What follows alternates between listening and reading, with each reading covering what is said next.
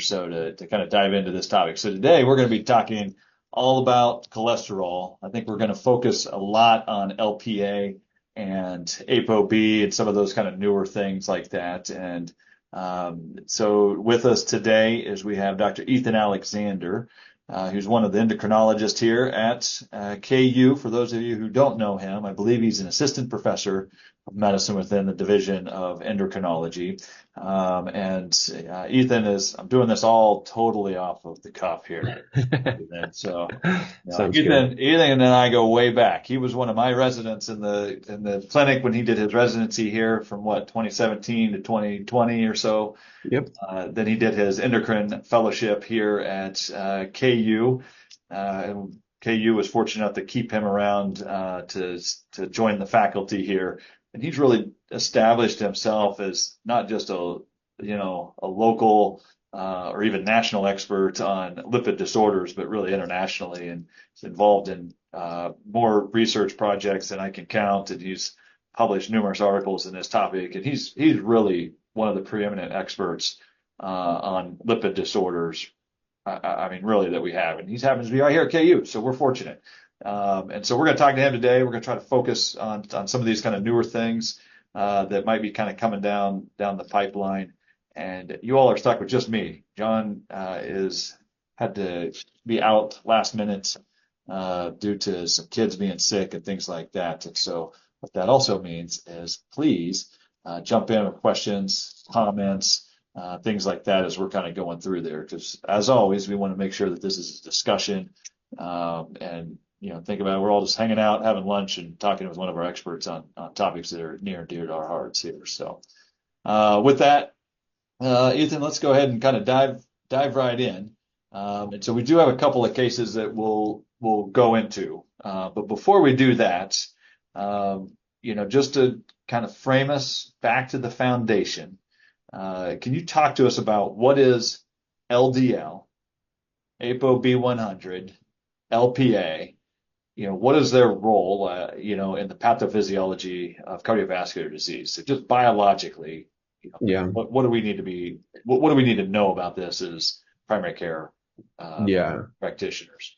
absolutely. And I've got some slides that'll help. But I completely agree. I think whenever we talk about lipid metabolism, kind of having that roundtable discussion is really important because it's really easy to get lost in the weeds and the semantics. What's a lipoprotein? What's an apolipoprotein? What's the difference between ApoB 100 versus ApoB 48? And, getting into the weeds there, it's really easy to get lost, but it is so crucial for understanding ultimately what we're treating, what these drugs we're using are doing. Understanding just the basic physiology of, what are we measuring? How are we measuring it? What's our target? What's the physiologic role of these lipoproteins? And then ultimately, how does that cross over into pathophysiology? So I will get these slides going. Everybody can see that okay? Yeah, we can see that, Ethan. Okay, sounds good. So again, just a brief refresher to answer that question. Let's kind of orient ourselves towards normal lipid metabolism. So in general, very easily, two ways to get fat into the blood. We can get it exogenously from our dietary fats. We can get it endogenously, primarily from lipids synthesized within the liver. So first, from the exogenous pathway. These are dietary lipids, ultimately, that we are consuming, both cholesterol and fatty acids at varying lengths, coming into the gut, being absorbed into the intestine, being packaged as what we would call a chylomicron. That chylomicron then is tagged with a name tag. I'll call it a name tag, or an apoprotein. An apoprotein is a protein that, again, serves the function essentially as a name tag. It helps identify itself to the rest of the body and it participates in the metabolism of that lipid. When that apoprotein is bound to the lipid, it becomes an apolipoprotein. So that's the kind of semantics there. We've got an apoprotein. When it's bound to the lipid, it's an apolipoprotein. So that chylomicron as a lipoprotein then gets secreted into the lymph system, ultimately enters into systemic circulation, then goes on a journey. I think of if you will, the funny meme of Frodo from Lord of the Rings running off and saying, "I'm going on an adventure." Like that is what these particles do. They go on an adventure out in the bloodstream. And ultimately, that chylomicron interacts with lipases to pull out the fatty acids, triglycerides for the cells to use for a lot of different metabolic things. And then as that particle changes in size and density, we get to what we would determine as a chylomicron remnant or remnant particle that we have a hard time doing anything with, ultimately comes back to the liver and is taken up and cleared away. From the endogenous perspective, whereas previously in the exogenous perspective, chylomicrons are very triglyceride heavy and very triglyceride rich.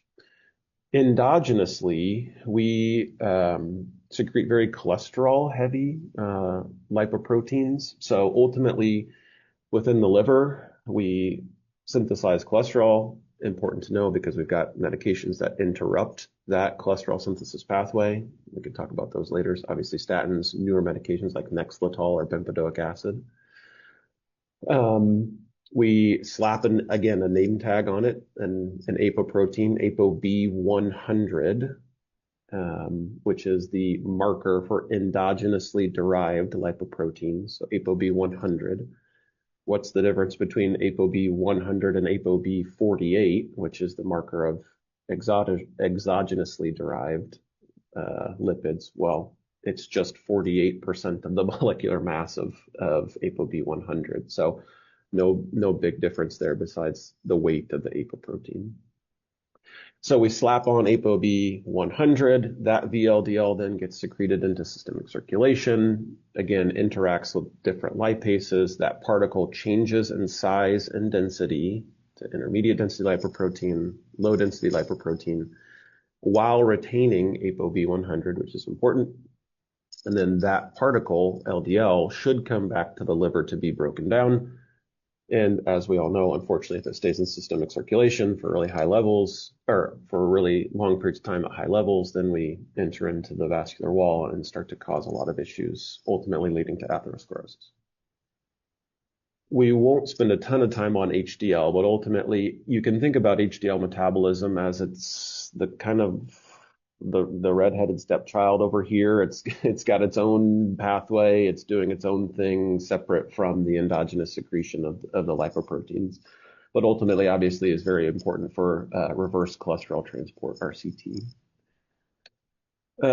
Just a quick picture to illustrate the exogenous pathway. Again, we've got fatty acids, we've got cholesterol ultimately entering into this through this Niemann-Pick C1 like 1 receptor. Very important to know that because we actually have a drug that blocks that channel, and many of you have prescribed it. It should be Zetia. Ultimately, that fatty acid gets combined with 2 other fatty acids and triglycerides. We esterify our cholesterol. We slap the name tag on it, and that gets secreted into systemic circulation.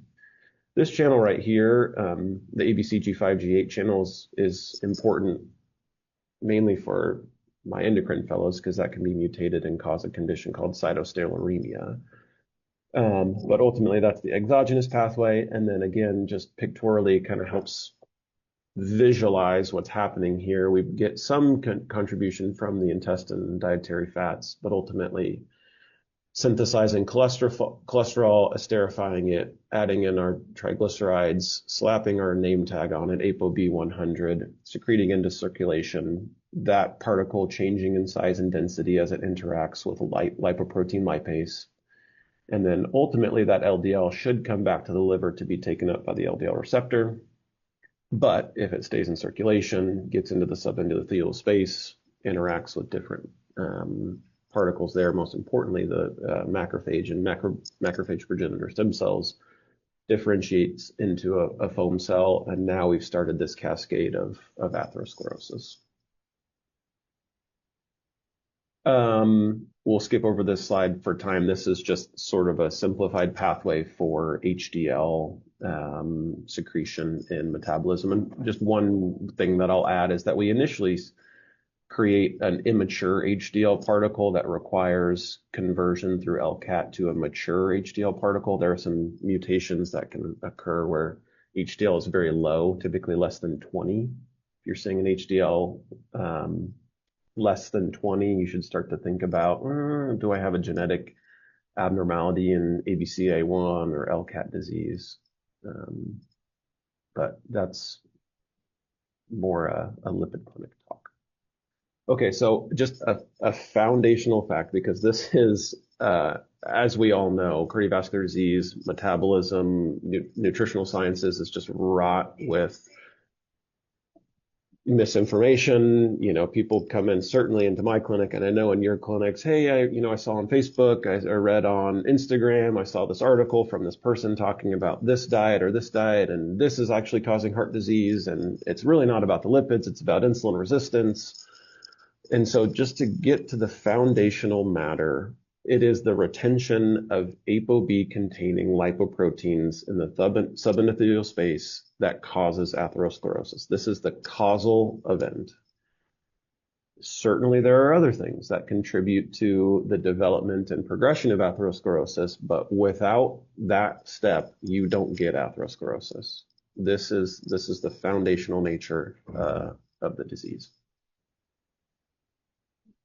So I think that addresses those kind of first two questions, Dr. Comfort. What particles are we talking about? And I can keep going. The next step is actually lipoprotein A, but I'll stop there to see.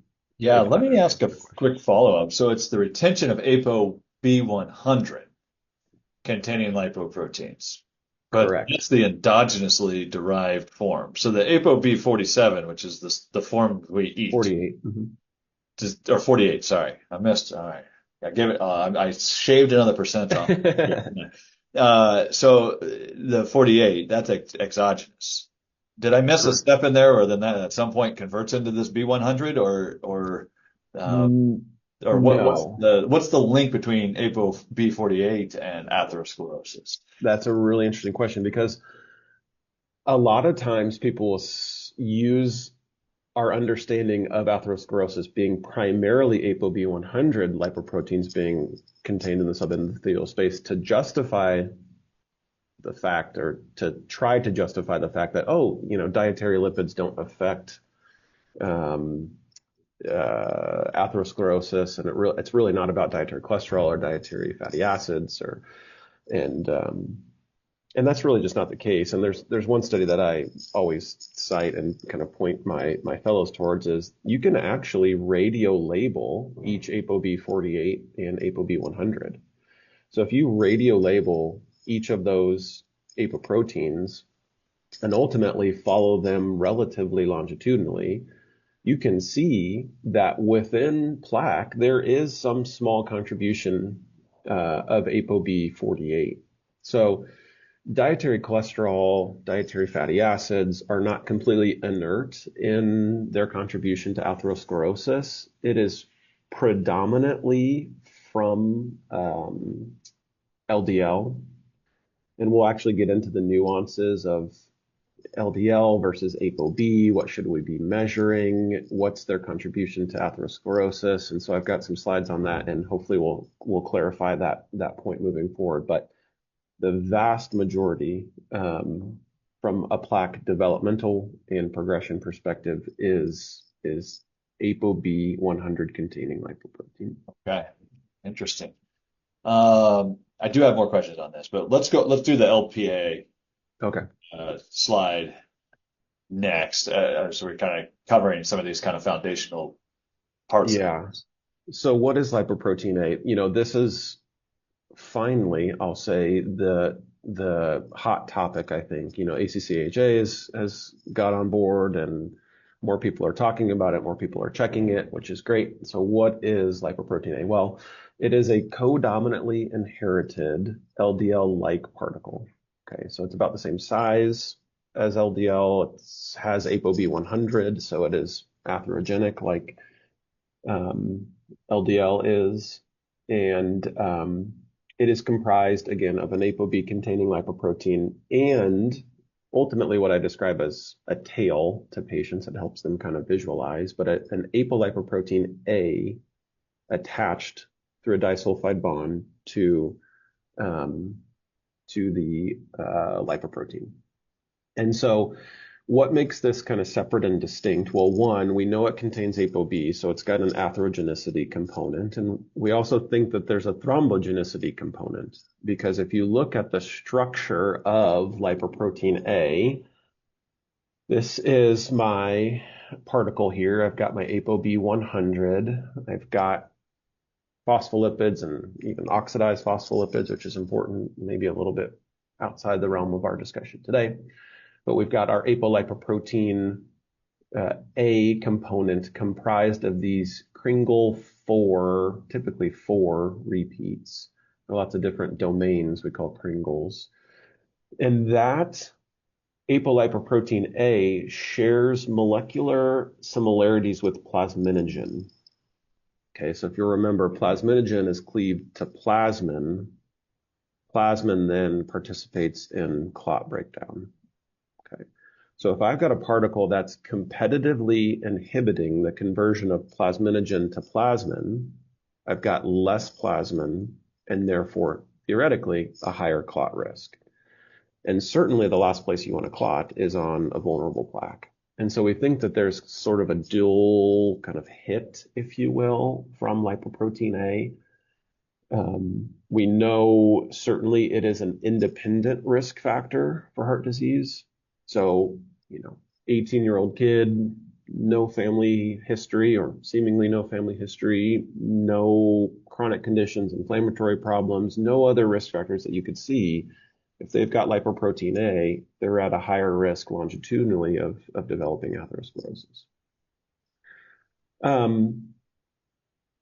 Naturally, that kind of segues into, okay, well, who should we be checking lipoprotein A on? Are we at a spot where we should just universally be testing? And ultimately, the guidelines say pretty much, yeah. So both the National Lipid Association and the European societies, even before the NLA, had recommended universal screening for 18 plus.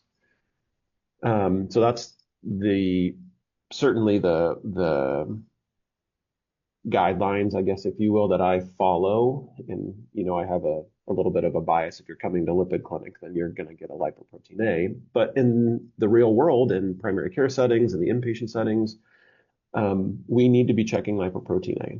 The ACCHA is essentially there now too. Their previous guidelines had said, well, you could consider it if somebody has really severe vascular disease or premature vascular disease or, something else to kind of tip you over.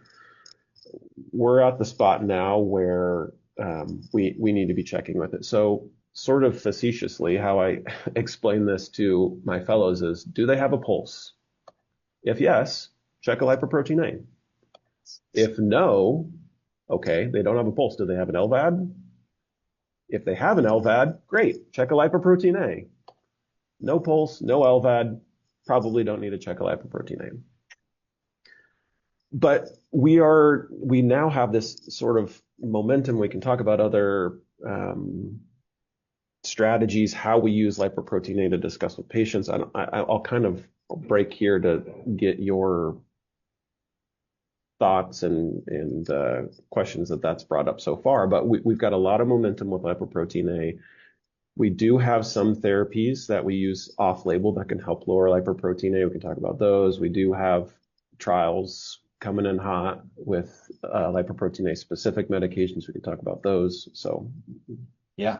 So this is great. I think, I guess I'd be kind of curious to hear a little bit from the group on who's actually screening for LPA. And I'll speak to my own experience is that I have not historically screened everybody. And part of it is I didn't know what I would do differently, right? It was mostly I was going to be following the ASCVD risk calculator, the coronary calcium score, some of these other kind of tools that we use for primary prevention in the world of atherosclerosis and cardiology. Now, and I think you're going to talk about this, but there's some drugs under development. I understand there's 3 or 4 kind of working their way through trials that target LPA. And therefore, I guess in my own practice, I've started to screen people. Probably not everybody over the age of 18, I guess. Maybe I should. I don't really even know how I decide, honestly. Maybe it's just like gut feel. I just shoot from the hip. I've been screening more people and in anticipation of maybe some of these other tools that we would have. And so, is there, I guess that really the crux of my question, Ethan, is like, do we do something different with this LPA or are we starting them on statins, or how do we incorporate that into our medical decision making when it comes Yeah. to, you know, treatments, so to speak? And that's probably, I'm going a little off script here, but I think that's really what is probably on. Yeah, no, and I think that's the crux of the matter is, right? Because if you're Yeah. sitting in front of a patient, the bifurcation is do nothing or do something, right? Is this an actionable item? And how I respond to that is twofold. One, say you're of the persuasion that you say, I'm not going to do anything with it, so I'm not going to check it. Your arm gets twisted into checking it, and so now it's positive. You say curmudgeonly, oh, well, what are we going to do with this? I can't do anything. Well, we talk about non-modifiable risk factors all the time, right? We can talk about modifiable risk factors, non-modifiable. So I've got a patient in front of me. I'm not going to change their age. I can't change their genetics. I can't change their sex. I can't change a lot of things. And yet we incorporate those in our discussion about risk. So even if you had no other medications, it should still help inform how you talk about risk with the patient. The second thing is, and we've got data for this, and I'll sort of just kind of pull it up. This is actually from the UK Biobank. This is both the arithmetic and geometric mean in risk of lipoprotein A with the odds ratio for coronary heart disease. And so we know almost linearly, if we can lower lipoprotein A, then we theoretically should be able to lower coronary heart disease. Now we're sort of in this time between times where we do have, again, informs discussion of overall cardiometabolic risk, but in the real world, tangibly, it'll change your LDL goal. So based on guideline therapy, say I've got somebody in primary prevention who's got lipoprotein A, well, my LDL goal just changed from maybe 100 to 70 or 70 to 55. So really actionably, even if you're not targeting lipoprotein A specifically, we can work to lower risk overall with a more aggressive LDL reduction. Now, certainly there is some data that shows that PCSK9 inhibitors, both Repatha and Praluent, can lower lipoprotein A and likely has some impact on cardiovascular outcomes. I'll point each of you, I'll skip ahead to these kind of two studies. The first is the Praluent study. The second is insights from Fourier, which is the Repatha trial. And each of those showed roughly 20 to 30% reduction. Repatha is about 27% reduction. And each of those showed, but a little bit stronger in Fourier, that higher levels of lipoprotein A had increased risk overall in cardiovascular events, and that lowering lipoprotein A by, again, roughly 25, 27%, had significant reductions, a greater reduction in cardiovascular outcomes with the addition of the PCSK9 inhibitor. And so if I've got a patient who is, trying to get to a certain LDL target, depending on whatever their clinical circumstances, and they've got lipoprotein A, I may be using a PCSK9 inhibitor anyway, and trying to get their LDL to goal, and then you just sort of get that added benefit, which is semi-theoretical, from the lipoprotein A reduction. So either did I hear that right? So 20 to 30. So the 20 to 30% reduction in LPA levels or in adverse cardiovascular events? In lipoprotein A. Oh, okay. So the 20 to 30% reduction, it lowers the LPA. Correct. Yep. And then, sorry, what did you say about the cardiovascular outcomes? That was less. Correct. The specific data was the absolute risk reduction with Repatha was like 2.5 to 3%. So it was relatively, lower, but not incredibly low if you talk about absolute risk reduction. Other medications Okay. with a number needed to treat of 40. So ultimately, how I present that to patients is, hey, we've got to get your LDL below 55. You're at 100 right now. We're going to start, a PCSK9 inhibitor anyway. That'll also help lower lipoprotein A 25-30%, and should hopefully help lower cardiovascular risk from the lipoprotein A perspective. Now, the best data that we will have ultimately coming out are novel therapies, right? We have medications, drugs in the works that specifically target lipoprotein A. The one that is most readily available to us, hopefully here within this year, is pelacarsen. So the Horizon study is a phase 3 trial that looks at elevated lipoprotein A in patients who have established disease. Okay, so this is a secondary prevention trial, which the vast bulk of lipid trials are, right? We start with secondary prevention, then we sort of infer and creep back into primary prevention. So this is an antisense oligonucleotide, and in early phase studies reduces lipoprotein A by about 80%. We have had database lock. So this trial is being analyzed. I think I have, so this was sort of the trial study. So screened, randomized to either once monthly pelacarsen or placebo, and ultimately ran for about 4-ish years. We've met kind of the adjudicated endpoints. The database has been locked. I suspect it'll be presented this year, and who knows specifically when that will, what that will mean for drug on the market. But my hope is within the next year and a half, we'll have, provided that, the data is appropriate and we actually do see cardiovascular risk reduction with targeting lipoprotein like that, maybe within the next year to 2 years, we'll have a medication on the market. That's amazing. And so it hasn't been shown that it's lowering cardiovascular events, or I don't know if maybe they don't know that yet, but it's correct. Yeah. as opposed to just like, treating a lab number here are we actually getting the outcome we care about? Correct. This is the outcome trial. Yeah. Oh, okay. So, nice. So we know that we can lower it, phase 1 safety, phase 2 efficacy. So we know that we can significantly lower it, but you're absolutely right. We want to lower events. That's the goal. So, provided that is positive, then we should have some really specific, lipoprotein A intervention soon, which is great. Awesome.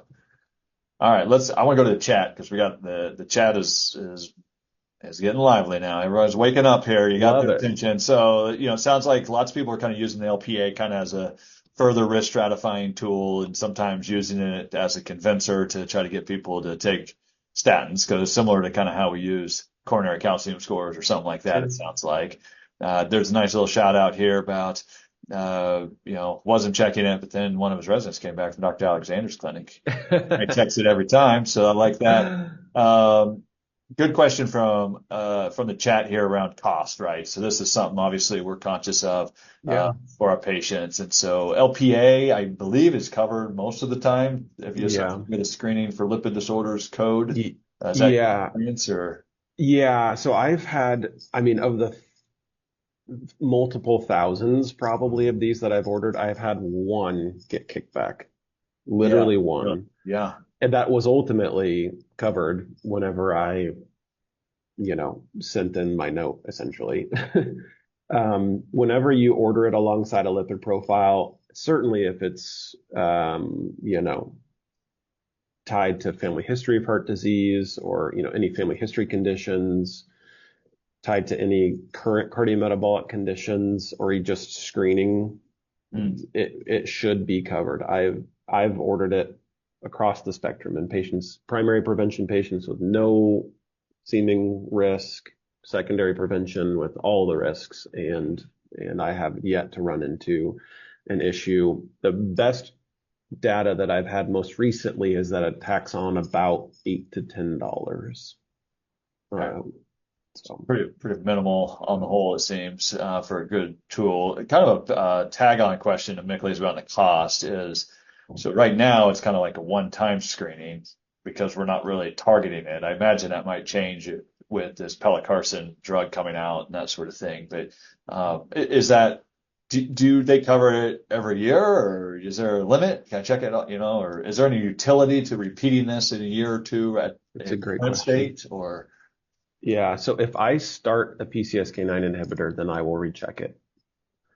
Okay. So, if I have a baseline and the patient's like, oof, not interested in Repatha or Praluent or, maybe even Leqvio, we don't have any data really there, but working on the PCSK9 enzyme, and I'm not going to do anything that can impact it. Diet, exercise, statins don't really change lipoprotein A, then I won't repeat it. But if, say, I've got a high risk secondary prevention patient that is getting started on Repatha, then I'm going to recheck it when I recheck their lipid profiles just to see that response and assess the response. I've had patients that have sort of kind of hyper responded and can see like a 50% reduction in lipoprotein A. So it's kind of interesting to see the spectrum of that reduction. But in that case, I will repeat it. And then kind of sticking with the cost theme, I know this is always a hot topic with this group, is Repatha and Praluent, they're not covering that for lipoprotein A elevation, are they? Or is there a threshold that they will? Or how do you navigate that prior authorization part of that? That is correct. That is technically an off-label use. It is not indicated. Now, we've seen changes with Repatha recently here, and very importantly, from the primary prevention perspective, there's a big trial that I'll point you all to called the Vesalius trial, which is a primary prevention trial using Repatha in dyslipidemia, not in lipoprotein A. So, just as a caveat. But did show significant cardiovascular risk reduction in primary prevention with the use of a PCSK9 inhibitor. Got it. As far as getting it approved, generally it's in that setting. So I need to target a lower LDL. I'm using the PCSK9 inhibitor for that reason. And also, I get this added benefit of lipoprotein A reduction. Yeah. As far as coverage, Repatha is covered very, very well. I mean, we're knocking on the door of generic PCSK9s. I mean, Repatha has been on the market for a long time, so has Praluent. There's a little bit of I don't know what it is, just some barrier that a lot of people have to starting those medications. I think it's a lot less now as we're using auto injectors for a lot of other medications, right? Everybody wants Ozempic or Mounjaro or something else. They're not as worried about an injection at this point. But I get minimal pushback from a coverage perspective with Repatha. Interesting. I wonder if that's like just because you're a lipidologist, right? I mean, we still get a lot of pushback. I would say for me, that's been my major barrier to really using PCSK9s. I'll have patients with rip-roaring atherosclerotic disease all over their body, and they won't approve it for us. I wonder if it's a matter of something we're associating it with rather than, or do we need that elevated LPA or something, Yeah, I mean, I certainly have some aggressive verbology dot phrases, I guess you could say. Really just justifying the use, right? If a patient's high risk, we say they're high risk. And if their goal is 55 and it's 65, they're not at goal. I mean, there's a lot of power with labeling that and kind of making that argument, if you will, within the chart to get it covered, which is all, truthful. But yeah, I think, I don't know. I have a great Yeah. explanation for your experience there, but Do statins lower cardiovascular risk in patients with isolated LPA? it's a great question. We don't have specific data there. The best data that we have in primary prevention with statin use is, you can look at the USPSTF meta-analysis that still supports the use of statins in primary prevention. That did not include lipoprotein A. I suspect yes, just knowing the pathophysiology. Um, and we'll get more data there as we've got new lipoprotein A specific medications and how those interact with the whole pathophysiologic interaction, certainly with statins. I mean, if you look at this trial here, this is versus placebo. There will obviously be people within Horizon that are on statin therapy. So looking at kind of subgroup analysis and trying to pull out some of that data will be interesting. So more to come there. Okay. All right. I'm moving us along because we got a Yeah. lot of chat here. I'm just going to go straight down the list here. Yeah, let's do it. We're going totally off script because we're going to hit what everybody's curious about. So can you Yeah. comment on pregnancy and breastfeeding impacts on LPA similar to other lipids? Yeah, absolutely. So estrogen will cause a rise in your lipoproteins. That's why we see a rise in total cholesterol, LDL throughout pregnancy, typically peaking around the end of the second trimester where we see estrogen kind of level off. There was a fantastic review from the National Lipid Association published in the Journal of Clinical Lipidology last year. Yes, 2025. That went through lipid management in women of childbearing years and during pregnancy. So I will point you all in that direction. There's a fantastic review. So the answer to the question is yes. The secondary question off of that is, what do you do about it? The biggest issue that I see personally is with my FH patients. And so how we manage really severe heterozygous familial hypercholesterolemia during pregnancy, where a patient's baseline LDL may be 250 and now is 400. Does that person need other intervention? Should they stay on their statin, which is not an absolute contraindication during pregnancy? Do they need other interventions?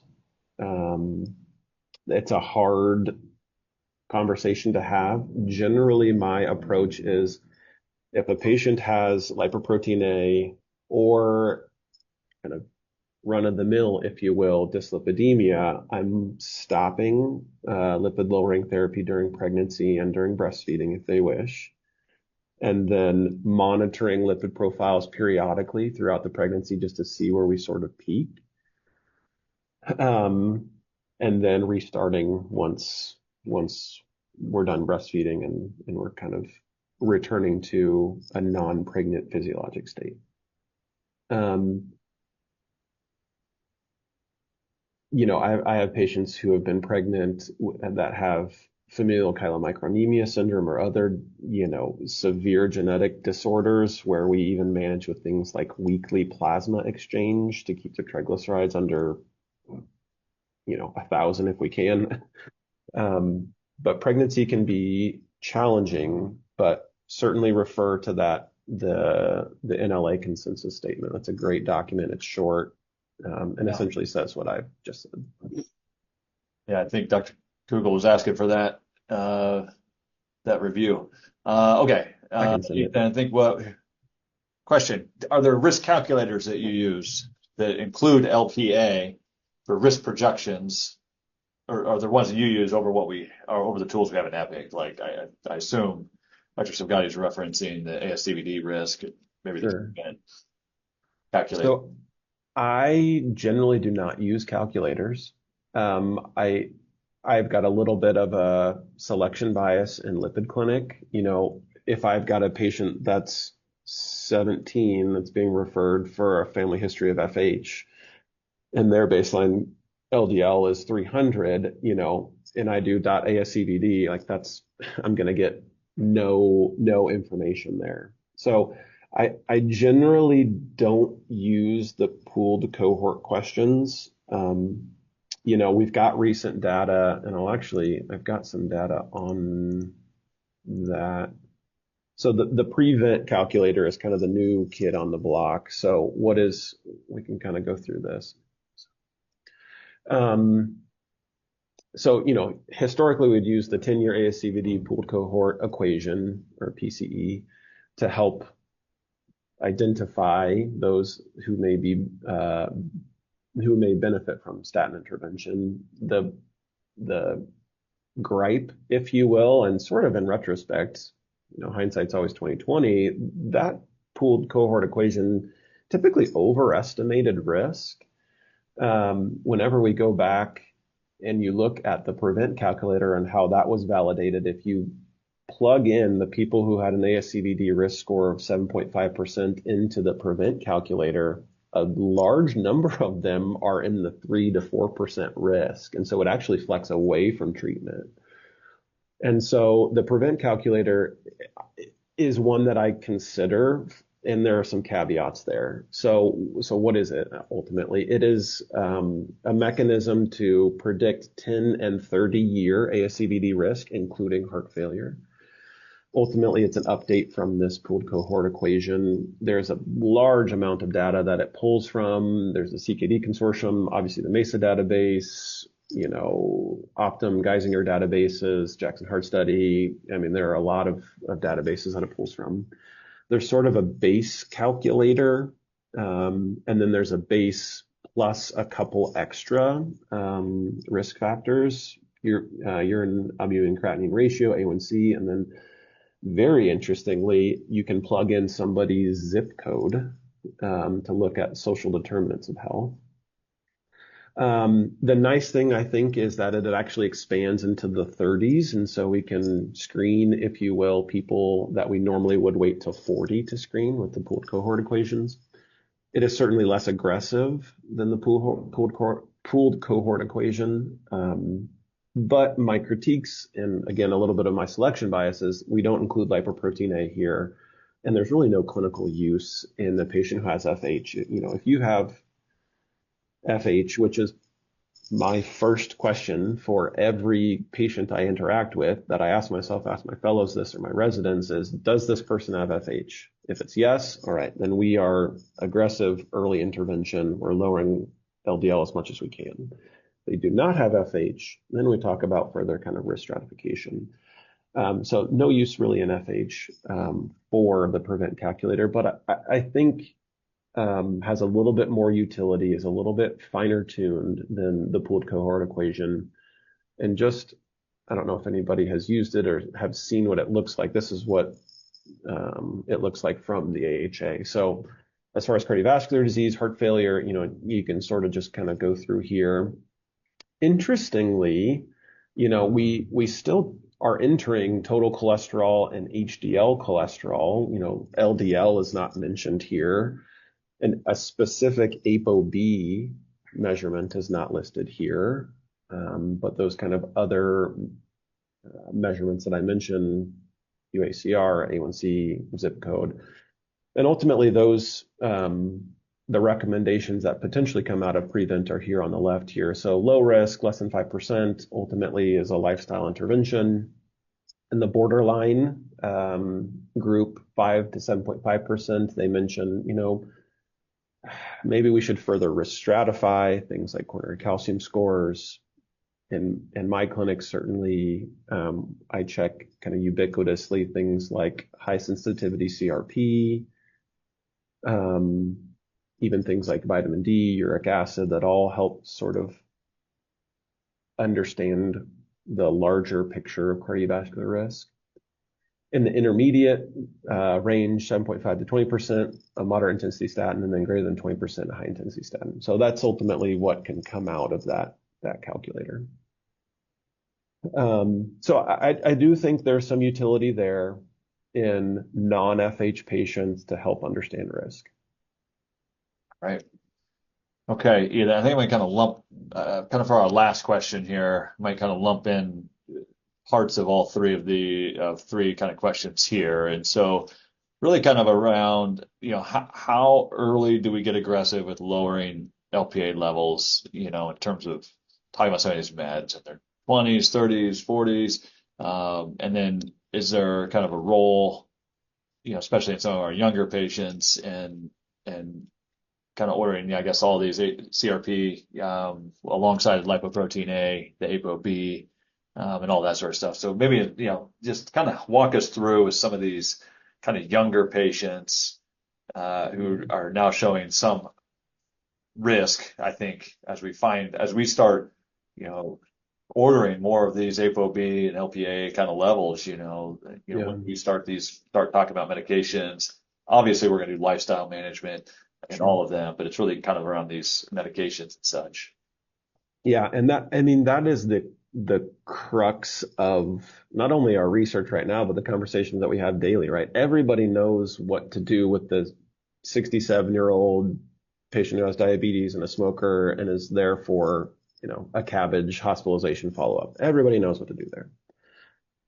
But the patient that's in their 20s or their 30s, it gets a little bit more nuanced. So how I approach that is if I've got a patient with very minimal risk factors, and when I say risk factors, think about the traditional ones, right? Healthy BMI, diet, exercise, they don't smoke, they have limited insulin resistance or visceral adiposity, their A1C is well controlled, their blood pressure is okay, and I just have lipoprotein A of 200. Okay. Generally, in that person, I talk to them about continuing that healthy lifestyle in the time that we're in right now, waiting to see what Horizon shows. I think their risk is relatively low enough that we can wait a year if somebody's in their 20s or 30s. If I see a patient in their 30s, so even mid 30s, they've got elevated lipoprotein A, their blood pressure is a little bit higher. Now we're talking about starting blood pressure medications, or they occasionally, smoke, or they have an A1C of 6.1. Now we're starting to get into the territory where I want to take a step back and further risk stratify. So I would certainly they would have a lipoprotein A already, but high sensitivity CRP, I'd get a uric acid, vitamin D. I would consider a calcium score. Our current guidelines really suggest calcium scoring starting at 40. I'll show you one kind of table here if we have time regarding calcium scoring and how I kind of think about that. And then certainly if those further risk stratifiers are showing some concern, then I'm going to talk to the patient about trying to lower their ApoB in the long run. Does that mean statin immediately? No, not necessarily, but that patient is on a trajectory that we all know is going to lead to an increased risk. Doesn't mean they're going to have a heart attack at 60, but correcting the Titanic very slowly over long periods of time would have prevented the iceberg, right? It's not like you drive the ship, oh, there's an iceberg, now too late to turn, now we've got an event, right? We're trying to lower these risks longitudinally over long periods of time. Do you So trend ApoB? I do. Yeah.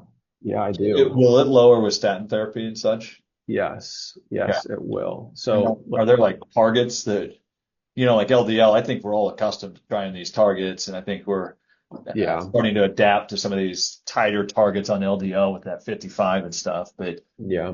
is that something we should be targeting as well? You know, so the answer is technically yes. How I explain ApoB 100 in the context, both clinically right now, but also historically of us understanding atherosclerosis is like cleaning a dirty window. Okay. If I'm on this side of a window, it's dirty, and cardiovascular risk is on the other side. The more data that I get, the more I clean the window. Okay. So I'm gathering data on a patient. I'm cleaning the window. I'm trying to understand their cardiovascular risk. Historically, on the other side of that window was LDL. LDL was, the signal that popped up. Oh, it's really not total cholesterol. It's LDL. We got to focus on LDL. That's where the cardiovascular risk is. and we're cleaning the window, we're wiping, we get more data primarily driven by the UK Biobank study, looking at mammalian randomization, genome-wide association studies that looked specifically at lipoprotein particles and what are causal in atherosclerosis. And we, wipe the window clean and see that on the other side there, it's really ApoB that's the best predictor of cardiovascular risk. Well, why then did we get the signal for LDL previously? The vast majority of ApoB 100 is housed on LDL. So of course it's going to be a signal in previous trials because the bulk of the causal factor is on that particle. And so, if you look at this study from the UK Biobank, you can see kind of the breakdown here as far as the LDL particles themselves. ApoB is a measure again of VLDL, IDL, and lipoprotein A. And so, if there's a discordance between the LDL particle and the ApoB overall, ApoB is the better predictor of cardiovascular risk. Interesting. And so, how do we use that clinically? I certainly check it and I can trend it. And there are now markers within the lab that'll tell you risk ranges. Typically, I shoot for less than 50. It's not quite ready for prime time, I don't think, just because of standardization, cost, and sort of integration. But my sort of prediction is that ApoB will be a part of a standard lipid profile in the future, and we will sort of flip to just trending that longitudinally over LDL just because it's a better predictor of risk. That's great. All right, guys, I think we'll close it there. We obviously have more questions. We didn't get to all of them. But Ethan, can't thank you enough for sharing some time with us and sharing your expertise with us. I think we need to bring you back more regularly than we have. So you're doing awesome work down there in the lipid clinic. We appreciate everything you do for our patients. I think the main takeaways is we need to start screening these LPAs a little bit more aggressively. We got some meds coming down the pipeline, and then if you can, I think the core still stays the same, right? Using our statins, throwing in the PCSK9 inhibitors, we get those covered and that sort of thing. But obviously, there's a lot of nuances there we didn't quite get to touch on today. We'll bring you back and touch on those another time. Absolutely.